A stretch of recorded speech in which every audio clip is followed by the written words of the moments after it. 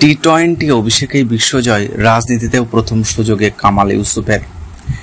টি-20 ক্রিকেটে ইউসুফ পাঠানের অভিষেক মনে পড়ে 2007 সালে শুরু হয় টি-20 বিশ্বকাপ। পুরো টুর্নামেন্টে সুযোগ পান ইউসুফ পাঠান। সরাসরি ফাইনালের সুযোগ বীরেন্দ্র সেহবাগের চোট থাকায় অভিষেক হয়েছিল ইউসুফের। গৌতম গম্ভীরের সঙ্গে ওপেন করেন। ক্রিজে ছিলেন মাত্র 8 বল, 13 রানের ইনিংসে ইম্প্যাক্ট রেখেছিলেন। 1 ওভারে বোলিং করে দিয়েছিলেন মাত্র 5 রান।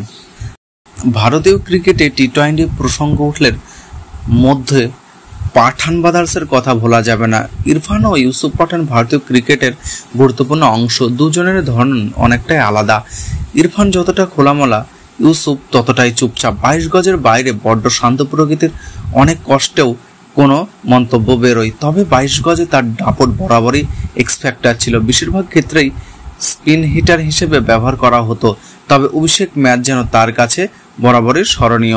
মাত্র 8 বল 15 রানের ইনিংসে ইম্প্যাক্ট রেখেছিলেন। 1 ওভারে বোলিং করে দিয়েছিলেন মাত্র 5 রান। পুরো টুর্নামেন্ট এক ম্যাচ খেলেই বিশ্ব চ্যাম্পিয়ন। আবার ফাইনালের মতো হাই ভোল্টেজ ম্যাচে অভিষেক করে। টি-20 ফরম্যাটে যেমন অভিষেকে বিশ্বজয়ের স্বাদ পেয়েছিলেন, রাজনীতির ময়দানেও অভিষেক হলো সেইভাবেই। প্রার্থী ঘোষণার বড় চমক দিয়েছিল তৃণমূল কংগ্রেস। বহরমপুরের মতো কেন্দ্রে 5 বারের সাংসদ অধীর চৌধুরী ফের প্রার্থী। ওর খাওয়া অধীরের বিরুদ্ধে রাজনীতিতে অভিষেক হলো ইউসুফের। সেখানে এমন সাফল্য আসবে এ যেন অনেকেই ভাবতেই পারেননি। দেশের হয়ে পরবর্তীতে আরও একটা বিশ্বকাপ জিতেছেন ইউসুফ পাঠান। দীর্ঘ 28 বছরের ব্যবধানে ওয়ানডে বিশ্বকাপ জিতেছিল ভারত। 2011 সালে বিশ্বজয়ী সেই ভারতীয় দলের গুরুত্বপূর্ণ সদস্য ইউসুফ পাঠান ভোটের ময়দানে নামার পর বিশ্বকাপ জয়ের সেই নানান মুহূর্তের ছবি দিয়ে প্রচার করেছিলেন। তা নিয়ে পাল্টা দিয়েছিলেন কংগ্রেস শিবির। ভারতের বিশ্বজয়ের ছবি কেন ভোটের প্রচার ব্যবহার করবেন ইউসুফ?